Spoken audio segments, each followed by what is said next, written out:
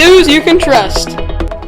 This is South Vermillion Middle School News. Braxton Attaway, Mia Turchi, Joseph Watts, and Vinnie Goldner. This is your weekly news.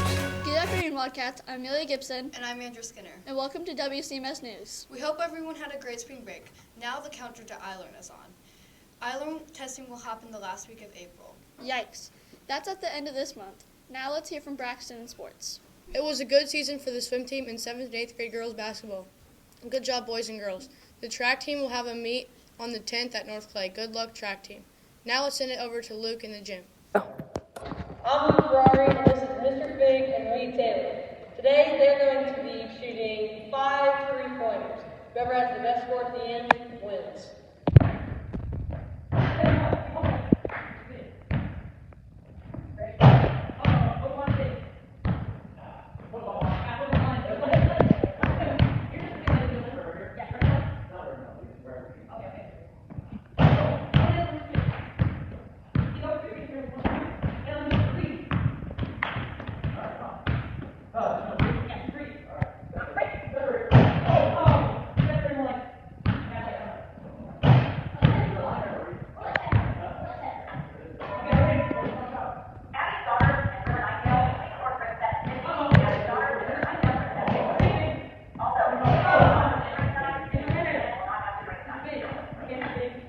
Now let's send it over to Mr. Kilgore for the fact of the day. On this day, April 3rd, Martin Luther King gave his famous mountaintop speech in Memphis, Tennessee, and famously later, the next day, he was unfortunately assassinated in Memphis as well. Let's send it over to Joseph, who's going to share more about this week's survey. This week we asked the students of SVMS how you should say certain words. The first debate centered around the pronunciation of a narrow waterway. 68% of the students believe the correct pronunciation is creek. The rest of the student body believes that it is pronounced creek. Care to explain that? You care to explain that? It is a creek. I mean, more water. I could see how it's a creek, but why? The results of our second survey was a disappointment for Mrs. Bannon. I do not know why, but I don't know. According to SVMS, the correct way to say the name of Sweet Treat is caramel, not caramel. That's caramel to you people. And sorry.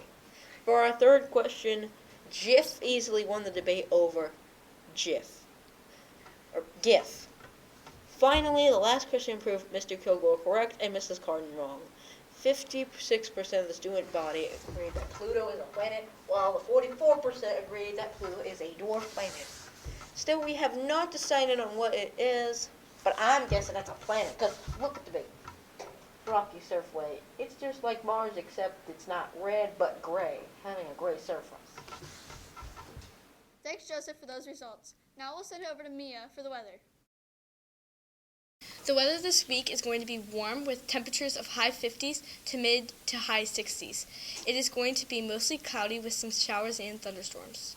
Now we will send it over to Miss Carden for Carden's Corner.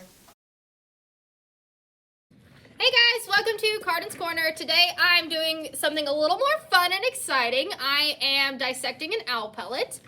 An owl pellet is not owl poop, it is owl puke, so they throw it up. Owls do not chew up their prey. They don't just they don't have teeth to just break it up into little pieces.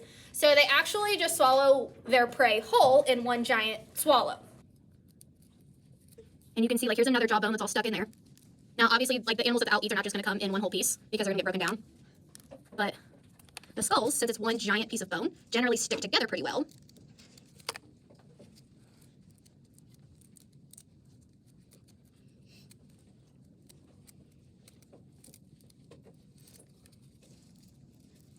Femur out of there. You can see here's another skull that owl ate. And he picked it up. Why did you choose to teach math? Because I had a math teacher as a junior who made me fall in love with math, and I understood math really well. As a junior, I actually didn't understand it really well before that, and he was a really good teacher that made me understand it, so I decided that that's what I wanted to do. Why did you want to move over to the middle school? Middle school is my first love, so I started out my career in middle school and taught 19 years of middle school before I went to Van Dyne, and just wanted to get back with middle school age kids. What do you like to do in your spare time? Off-road stuff. We go wheeling. I like to hang out with my husband because he's awesome. Best looking man ever, by the way. But no. Yeah, we go wheeling, so we like to travel a little bit and head into the mountains and have some fun and get muddy. Tell us about isosceles. Isosceles is awesome. So I decided that I wanted a class pet when we found out we were going to do SEL. And so I didn't want just like a fish or something like that. So I got isosceles, and he ended up being awesome. And yeah, he's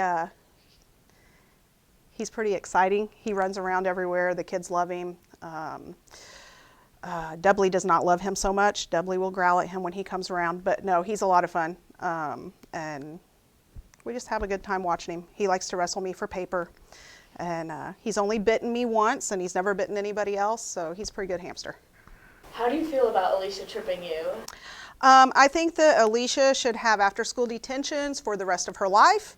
And that was definitely by far the most embarrassing teacher moment of my entire career. Yeah, busting your face in front of a whole entire classroom is kind of embarrassing. But yeah, and then I found out I had COVID on top of that, right after that happened. But I had a nice big shiner, and it was awesome. And yeah, so Alicia, as far as I'm concerned, can just spend the rest of her career of school in detention. No, for real. All right. That's a wrap for this week's WCMS broadcast. I'm Amelia Gibson. And I'm Andrew Skinner. We will now end this week's program with Vinny receiving a punishment given by Mr. Fig. Hi, Mr. Fig. Hey, Vinny. What do you call a gator with a vest? What? An investigator.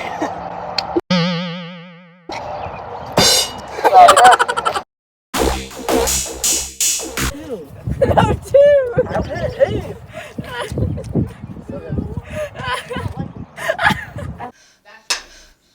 Why is he staring at me? Ready.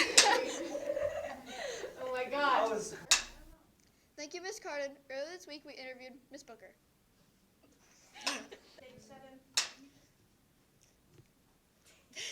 Now we will send it over to Miss Carden.